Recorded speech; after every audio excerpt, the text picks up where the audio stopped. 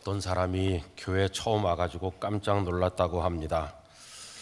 왜 그러느냐 하면 방금 부른 찬양 저 도적 같은 나 이러거든요. 그래서 교회 처음 온 사람이 야 어떻게 다 자기를 도둑이라고 할까 깜짝 놀랐다고 그래요. 근데 그 뜻을 알고 보니까 그런 우리를 예수님의 보혈로 씻어 주셨다는 고백인 걸 알게 돼서 감격하면서 하나님을 믿게 됐다고 합니다. 여러분, 이 찬양이 우리 모두의 고백이 되기를 원합니다. 오늘도 예배당 안에 또 부속실에 또 우리 교회를 방문해서 오신 분들과 영상으로 예배하는 모든 이들에게 하나님의 은총이 함께 하시기를 간절히 바랍니다. 오늘은 우리 교회 귀한 손님들이 오셨어요. 이분들이 저한테 명함을 주셨는데 명함을 뒷면은 영어고 앞면은 한국말로 찍어가지고 오셨어요. 프린스턴 신학교에서 조나단 리 월튼 총장님과 그 가족들, 그리고 타드 스로운 대외협력 부총장님, 또 앤 슈트워트 경영 부총장님, 존 허 학생 부총장 겸 교목실장님, 이렇게 귀한 분들이 여러 분이 오셨어요. 그래서 우리 한경직 목사님 거기도 둘러보시고 저랑 잠깐 인사를 하고 이 시간 예배 참여하셨습니다. 이 앞자리 애들 앉으셨는데, 네, 여러분 뜨거운 박수로 환영해 주시기 바랍니다. 감사합니다.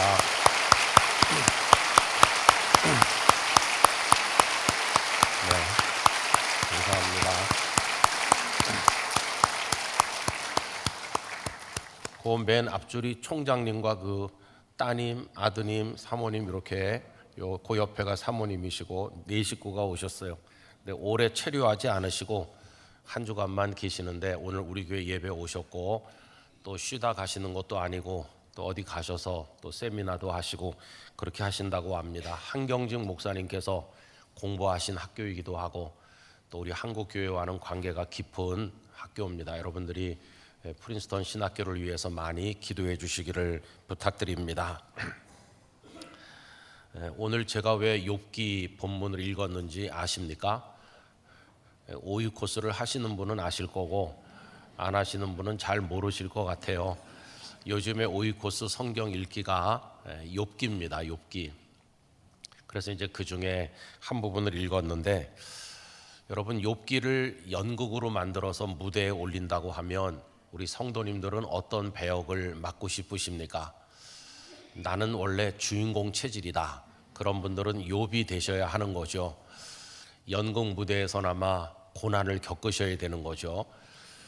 근데 욥이 겪은 고난이 너무 극심하기 때문에 나는 두려워요. 그런 사람은 욥의 세 친구 엘리바스, 빌닷, 소발, 그 역할이 아마 좀 무난하지 않은가 생각을 해보기도 합니다.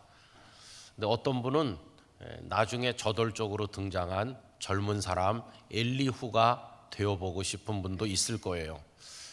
근데 욥기를 우리가 읽어보면은 엘리후가 등장했다가 나중에는 어디로 갔는지 사라져 버리는 것을 보게 되는데, 그래서 오늘 설교 제목을 엘리후는 어디로 갔는가 이렇게 정해보게 된 겁니다. 욥기 이야기는 여러분들이 잘 아시기 때문에 뭐 자세한 설명은 필요가 없지요. 그는 우스 땅에 살던 의로운 사람이었습니다. 1장 1절에 보면은 우스 땅에 욥이라 불리는 사람이 있었는데 그 사람은 온전하고 정직하여 하나님을 경외하며 악에서 떠난 자더라, 이렇게 되어 있어요. 근데 어느 날 갑자기 재산을 잃고 자녀들을 다 잃고 몸에는 병들고 사람이 경험하는 가장 어려운 고난의 자리에 떨어지게 됐습니다. 그 소식을 듣고 친구 3명이 와서 그를 위로하려고 했는데 와서 보니까 너무나 처참한 상황에 할 말을 잃어버리고 망연자실한 채로 일주일을 할 말을 잃고 앉아만 있었습니다. 그러다가 대화가 시작이 되는 건데요.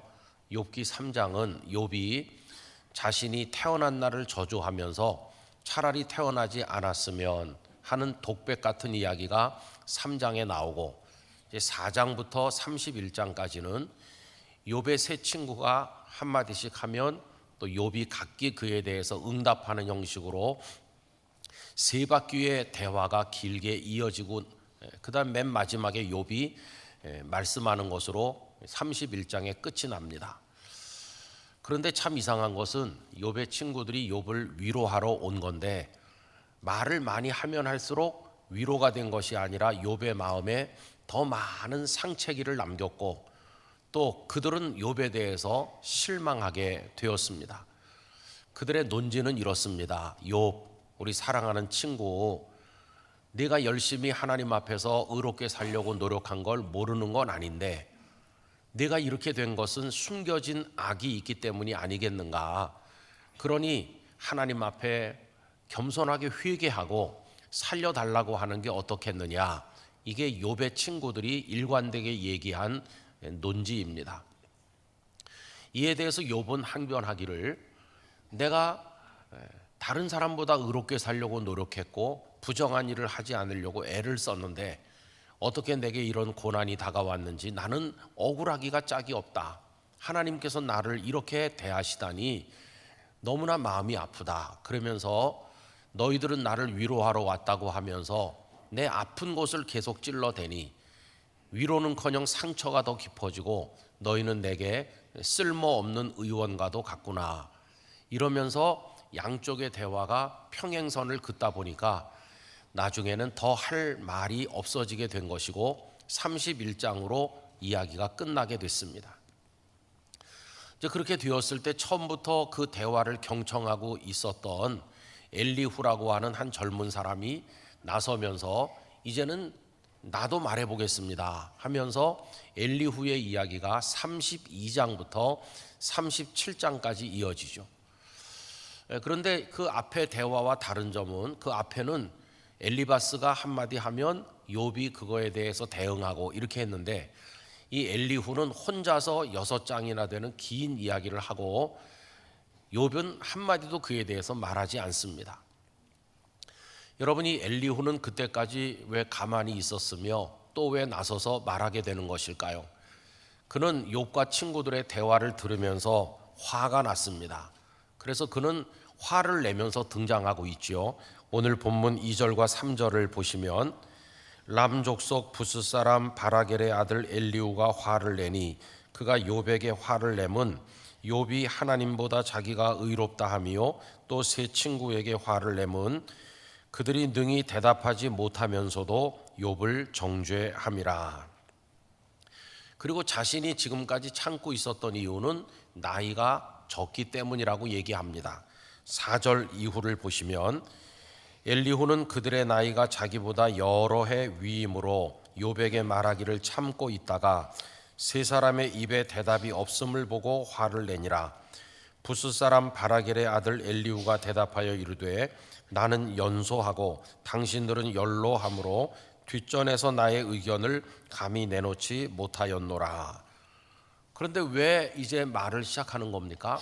화가 나기도 했고 또 젊다고 해서 지혜가 없으리란 법도 없고 하나님께서 깨달음을 주신다는 나름대로의 생각이 있었기 때문이죠. 8절 9절을 보시면 그러나 사람의 속에는 영이 있고 전능자의 숨결이 사람에게 깨달음을 주시나니 어른이라고 지혜롭거나 노인이라고 정의를 깨닫는 것이 아니니라. 이러면서 엘리후의 이야기가 32장부터 37장까지 6장이나 이어집니다.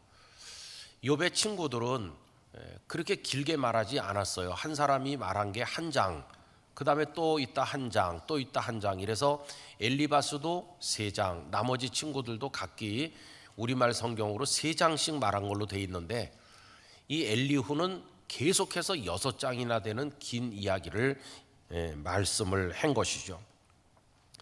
자, 그래서 37장의 엘리후의 이야기가 끝나고 그 다음 38장부터는 욥기 전체의 이제 결말에 도달하게 되는데 이번에는 하나님께서 직접 말씀하시는 게 38장부터 시작이 됩니다. 그런데 여러분, 그 하나님께서 길게 말씀하시는 대목을 가만히 읽어보면 우리가 놀라운 거 하나를 발견하게 돼요. 거기 욥도 있고 친구들도 있고 엘리후도 있으면 하나님은 그들 모두에게 말씀하셔야 될 것 같은데 하나님께서는 나머지 사람들은 무시하셨는지 그들은 빼놓으시고 욥 한 명에게만 말씀하신다는 거예요. 여러분 38장 1절에서 3절입니다. 그때 여호와께서 폭풍우 가운데에서 욥에게 말씀하여 이르시되 무지한 말로 생각을 어둡게 하는 자가 누구냐? 너희는이 아닙니다. 너 욥은 대장부처럼 허리를 묶고 내가 네게 묻는 것을 대답할지니라. 하나님께서는 욥에게만 말씀하시고 욥에게만 대답을 요구하셨습니다. 나머지 사람들은 아니었어요.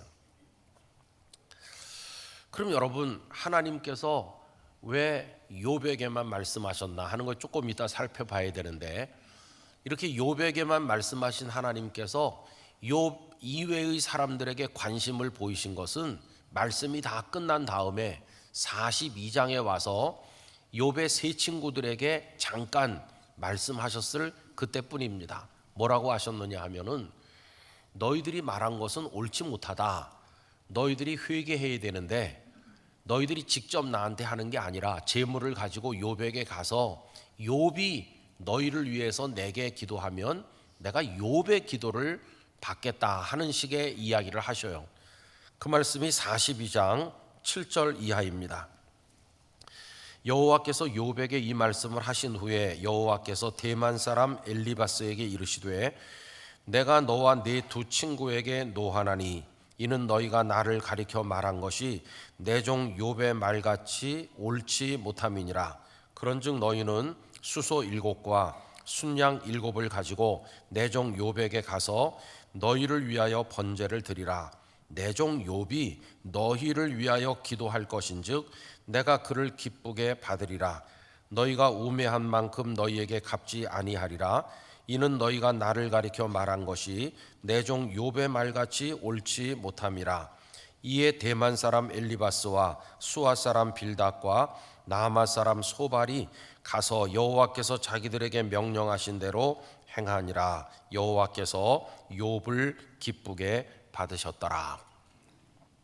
그 세 사람을 대신해서 욥이 제사를 드리고 욥이 우리 친구들의 죄를 용서해 주세요라고 했더니 하나님께서 욥의 기도를 들으셨다는 거예요. 자, 그러면 이제 엘리후가 한 명 남는 건데 뒤늦게 등장했지만 6장이나 길게 얘기한 엘리후는 어떻게 됐나? 여러분, 엘리후는요 그 말을 끝낸 것까지만 나오고 그 다음엔 어디로 온데간데 없이 사라졌는지 알 수가 없어요. 엘리후는 어디로 갔는지. 그래서 오늘 설교 제목을 그렇게 정했는데, 그러면 설교 제목을 미리 보고 오신 분들은 우리 목사님은 엘리후가 어디로 갔는지 아는가 보다. 그래서 오셨으면 실망하실 거예요. 왜 그러냐 하면 저도 엘리후가 어디로 갔는지 알 수가 없거든요. 근데 이렇게 정리를 해봅시다.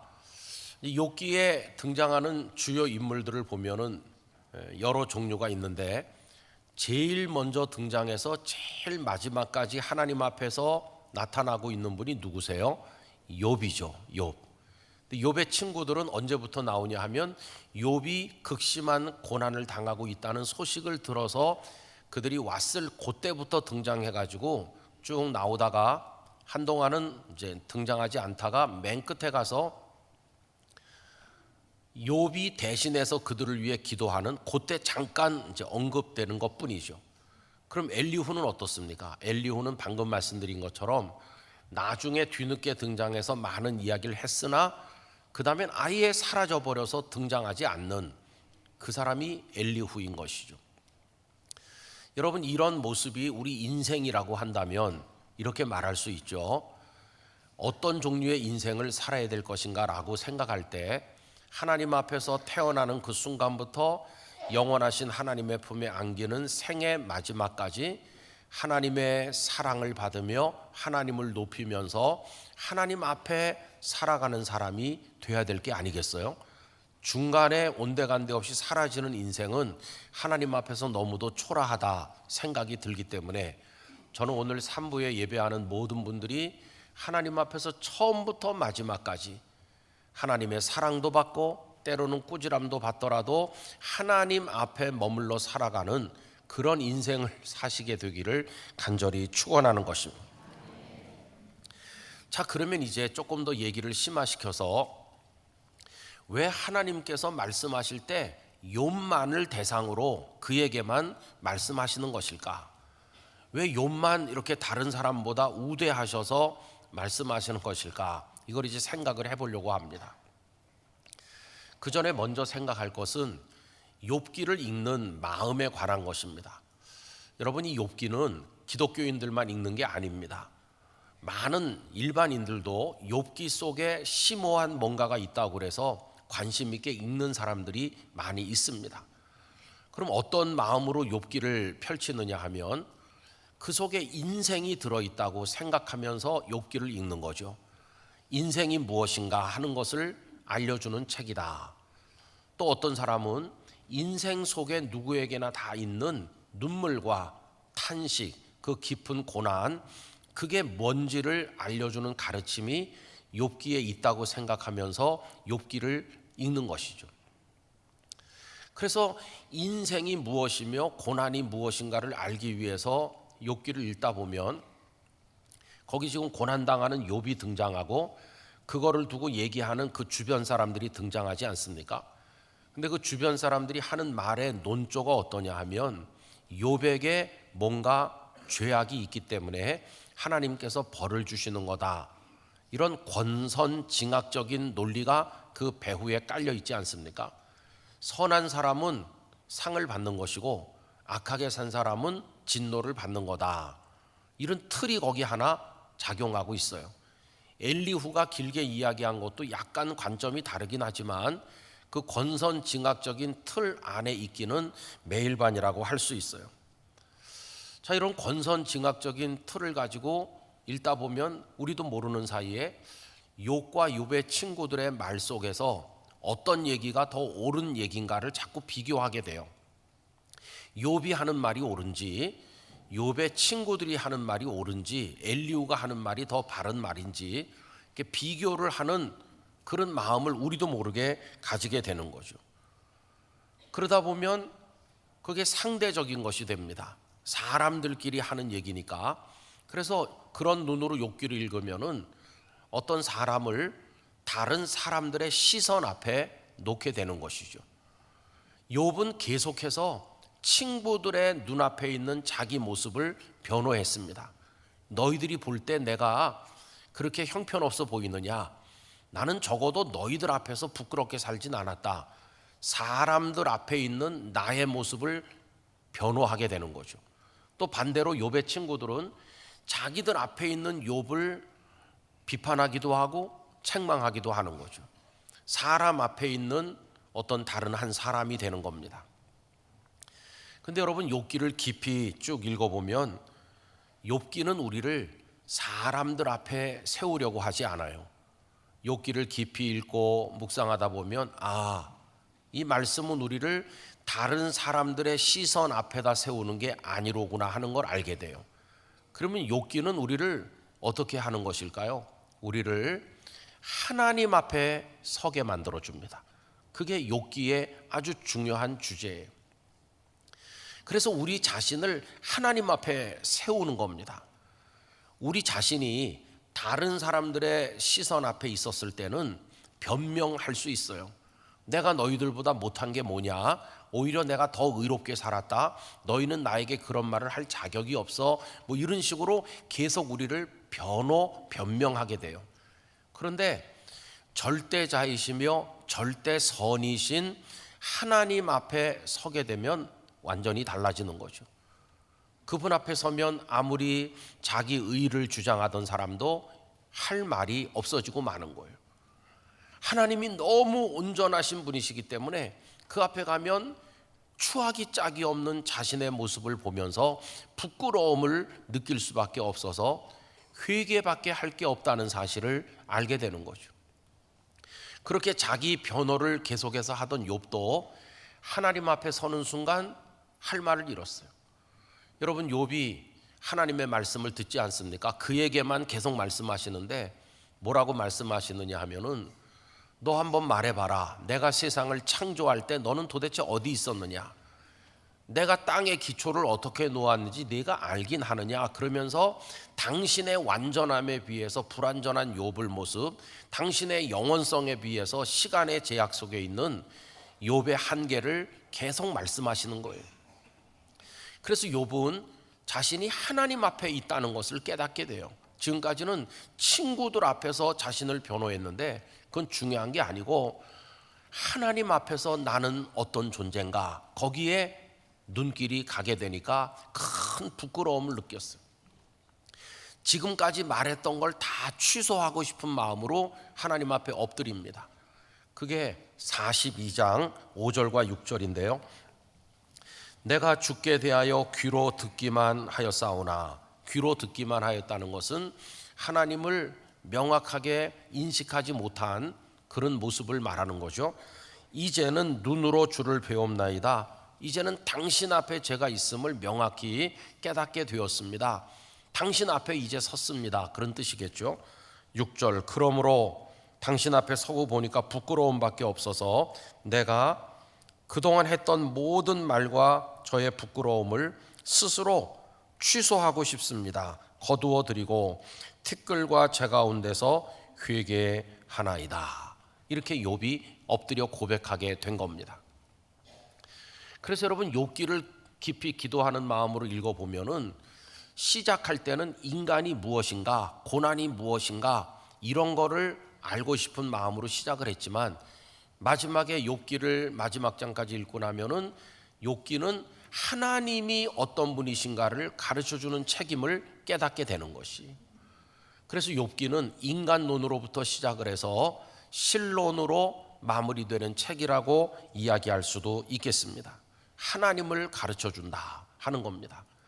그러면 여러분, 하나님은 어떤 분이십니까? 우리는 지금 하나님을 믿기 때문에 여기 있는 건데 하나님을 우리가 어떤 분으로 알고 믿는 겁니까? 하나님은 연구하거나 분석하거나 실험하거나 우리가 설명할 수 있는 대상이 아니시죠. 하나님은 수학 공식처럼 명확하게 어느 곳에서나 설명되는 그런 존재가 아니십니다. 우리가 하나님을 믿는다고 하는 것은 하나님의 모든 것을 내가 다 속속들이 알고 이해했고 설명이 가능하고 하나님의 모든 것에 통달했기 때문에 하나님을 믿는다고 말하는 게 아닙니다. 우리가 하나님을 믿는다고 말하는 것은 하나님의 그 모든 것을 일부 조금밖에는 모름에도 불구하고 내가 그분을 전적으로 신뢰하면서 나의 존재와 나의 미래 모든 것을 송두리째 그분께 위탁하고 맡겨드리는 것을 가리켜서 하나님을 믿는다, 그렇게 이야기를 하는 것입니다. 여러분, 욥기에 많은 이야기가 있어요. 하나님은 이런 분이시다, 저런 분이시다, 그런 설명들이 굉장히 많이 나와요. 욥도 말했고 욥의 친구들과 엘리후도 말했는데 그걸 몇 가지 명제로 정리할 수 있어요. 하나는 하나님께서는 가장 크고 위대하시다 하는 것입니다. 온 천하 만물이 다 하나님의 손안에 있는 것이에요. 그분이 만드셨고 그분이 운행하고 계십니다. 또 두 번째는 하나님은 가장 의롭고 선하시다 하는 것입니다. 그 어떤 존재도 하나님 앞에서 자기 의를 주장할 수 없다는 것을 알려주고 있어요. 그리고 또 한 가지는 우리들의 존재와 우리의 구원의 문제, 우리 인생의 모든 문제의 마지막 해결책은 하나님 안에만 있기 때문에 어떤 상황 속에서도 우리는 하나님의 품 안에 머물러 있어야 된다는 것을 우리에게 알려주고 있는 것이죠. 여러분, 이게 너무도 중요한 것이에요. 욥기가 길게 그 많은 말씀들을 우리에게 전해주는데 욥의 이야기 속에서 우리가 마음에 담아두는 말씀들이 있는데 그건 뭐냐 하면은 욥은 하나님의 모든 것을 다 알지는 못했지만 그가 고백하는 게 있어요. 그게 그의 믿음인데 그 뭐냐 하면은 나는 울어도 하나님 품 안에서 울겠습니다. 내가 슬퍼하고 탄식을 해도 내가 하나님 당신의 품 안에서 하겠습니다. 나는 절대로 하나님 당신을 벗어나지 않습니다. 나는 죽더라도 당신의 품 안에서 죽겠습니다. 이게 이제 욥의 하나님을 향한 절대 신뢰인 것을 알 수 있어요. 여러분, 많은 사람들이 별 문제가 없을 때는 하나님 하다가 좀 인생에 어려움이 오면은 하나님을 원망하면서 그 품을 떠나는 사람들이 많이 있어요. 그러나 욥은 극심한 고난에 당면했으면서도 절대로 하나님의 품을 벗어나지 않는다는 거예요. 제가 며칠 전에 참 가슴에 남는 귀한 이야기를 들었어요. 몇몇 사람이 이렇게 소수가 모여서 대화를 하는 중인데, 나비가 어떻게 날 수 있나, 나비가 날기 위해 필요한 게 뭔가 하는 얘기가 나왔어요. 성도 여러분, 나비가 날기 위해서 필요한 게 뭐냐고 물으면 제일 먼저 나오는 답이 뭘까요? 날개가 있어야 되는 거죠. 그래서 저도 날개라고 말할 뻔했어요. 그런데 그 이야기를 꺼낸 분의 답은 절묘했어요. 물론 날개가 있어야 됩니다. 근데 그분 자신이 생각할 때는 나비가 날려면 하늘이 있어야 됩니다. 정말 놀라운 이야기더라고요. 여러분, 날개가 아무리 튼튼하고 날개가 한 100쌍쯤 달려있다고 그래도 하늘이 없으면 날 수가 없잖아요. 제가 생각하는 하나님은 날 수 있는 날개를 주시는 하나님이라고 생각했는데, 그 목사님이 생각하는 하나님은 날개만 주실 뿐 아니라 당신이 하늘이 되어 주셔서 내게로 날아오르라, 이렇게 하시는 하나님이시라는 거예요. 참 멋진 이야기를 제가 들었죠. 여러분, 욥은 하나님의 모든 걸 다 알지 못해요. 그래서 하나님이 옆에 계신 것 같긴 같은데 눈에 보이지도 않고 손으로 잡을 수도 없다고 말해요. 23장 8절 9절을 보면, 그런데 내가 앞으로 가도 그가 아니 계시고 뒤로 가도 보이지 아니하며 그가 왼쪽에서 일하시나 내가 만날 수 없고 그가 오른쪽으로 돌이키시나 배울 수 없구나. 하나님이 계시긴 계시는데 딱 눈으로 보거나 손으로 잡는 건 아니에요. 좀 막연해 보이기도 하잖아요. 그러나 욥에게 확실한 거 있어요. 그건 뭐냐 하면은, 하나님의 모든 걸 내가 알지 못하지만 나는 마지막에 죽어도 하나님의 품 안에서 죽는다는 거예요. 그래야 소망이 있는 거죠. 19장 25절 26절, 내가 알기에는 나의 대속자가 살아계시니 마침내 그가 땅 위에 서실 것이라. 내 가죽이 벗김을 당한 뒤에도 내가 육체 밖에서 하나님을 보리라. 하나님의 품 안에 살다 죽으면 죽은 이후에라도 내가 하나님을 볼 줄 믿습니다. 이게 그의 고백인 거죠. 그러면서 지금 자신의 인생이 이상하게 되고 있는데 그럼에도 불구하고 하나님께서 자신을 위해서 뭔가를 하고 계시기 때문에 그 단련이 끝나면 순금같이 될 것을 믿고 있어요. 23장 10절 우리 화면에서 다 같이 읽읍시다. 그러나 내가 가는 길을 그가 아시나니 그가 나를 단련하신 후에는 내가 순금같이 되어 나오리라. 아멘. 하나님의 모든 걸 다 설명할 수는 없지만은 나의 전 존재를 하나님 앞에 위탁하고 맡기면 그분은 나를 결국에는 순금같이 만드실 줄 나는 믿습니다. 예전 번역엔 정금이라고 그랬는데 정금이 제 마음엔 더 좋게 느껴지고 있습니다. 그런데 하나님께서는 그런 분이시고 우리를 향한 사랑으로 뜻을 정하시면 사람처럼 조변 섞게 하는 분이 아니고 끝까지 일정하게 이루시는 분임도 고백하고 있죠.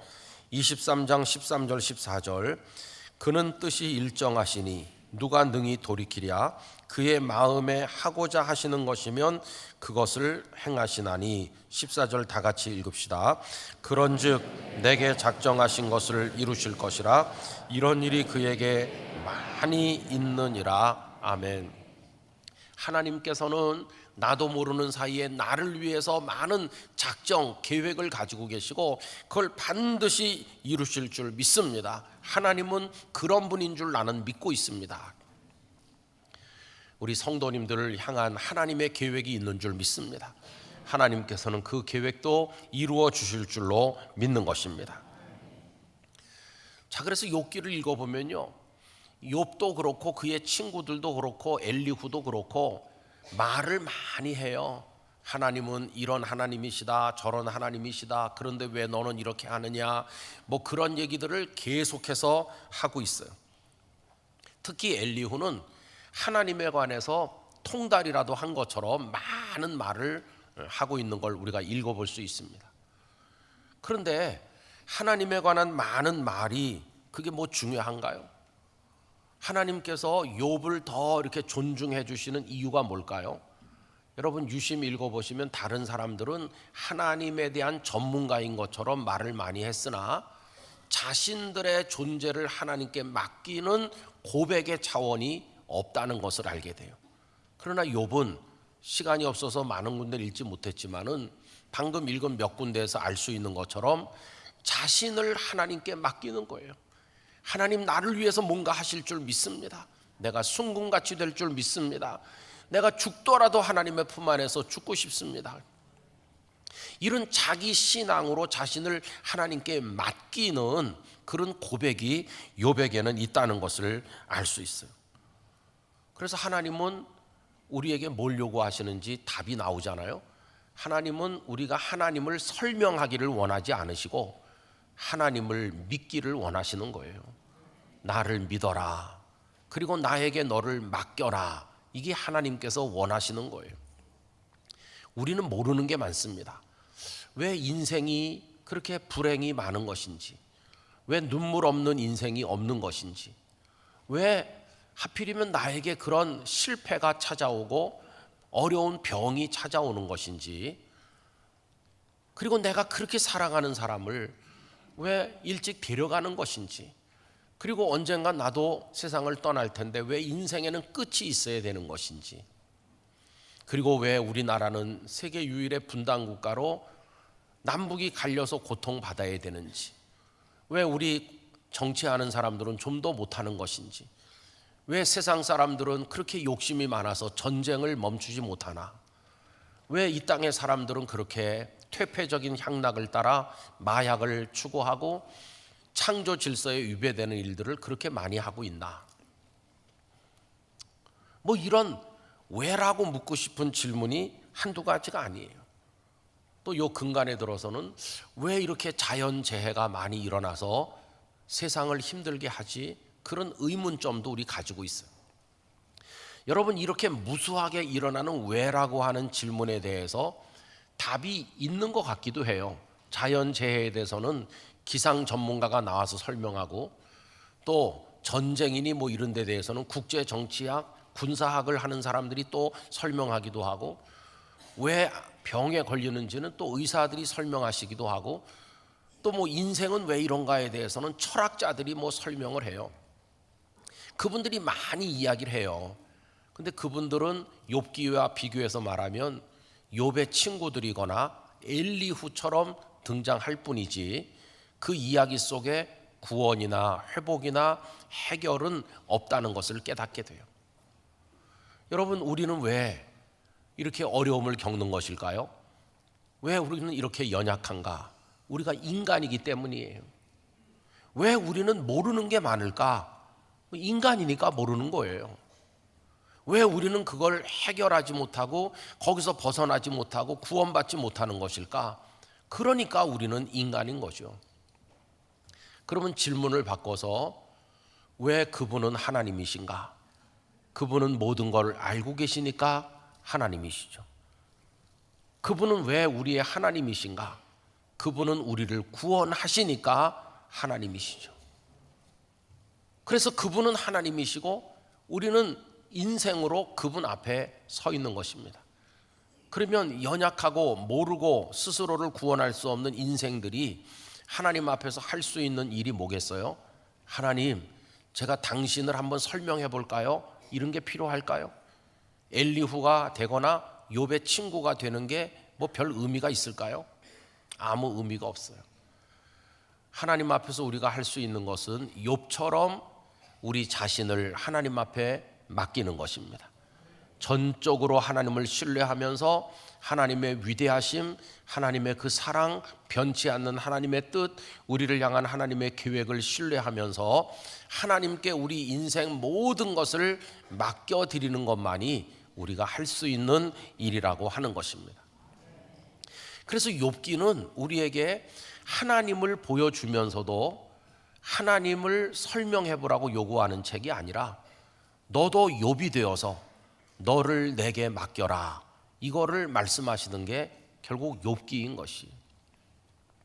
우리가 얼마나 더 이 땅에 살아갈 수 있을는지는 모르겠지만은 여러분, 아는 것과 모르는 것이 뒤섞여서 모호한 인생이고 우리의 삶인데, 그럼에도 불구하고 분명한 거 하나님이 계시고 하나님 우리를 사랑하신다는 사실입니다. 얼마나 사랑하시는지 독생자 예수님을 주시기까지 우리를 사랑하신 하나님이십니다. 여러분, 그 하나님께 여러분의 모든 것을 맡겨드리시기를 바랍니다. 그리고 욥이 하나님의 품 안에 머물고자 했던 것처럼 우리도 하나님이 주신 아름다운 날개들을 가지고 하나님이라는 하늘을 향해 날아오르면서 하나님의 품 안에서 살아가는 성도가 되기를 간절히 원하는 것입니다. 여러분들에게 그런 삶이 있기를 간절히 축원합니다. 기도하겠습니다. 거룩하신 아버지 하나님, 때로는 욥의 친구들이나 엘리후처럼 하나님에 대해서 많이 아는 듯이 말할 때도 있고 우리는 죄인이 아닌 연 행동할 때도 있지만 하나님 앞에 서면 죄인일 수밖에 없고 회개밖에 할 일이 없는 존재입니다. 우리가 할 수 있는 것은 저희 모든 것을 하나님께 맡기는 믿음밖에는 없사오니 주여 저희를 받아 주시옵소서. 오늘의 욥이 되게 하여 주옵시고 그를 통해 회복되고 구원에 이르게 하여 주시옵소서. 예수님 이름으로 기도하옵나이다. 아멘.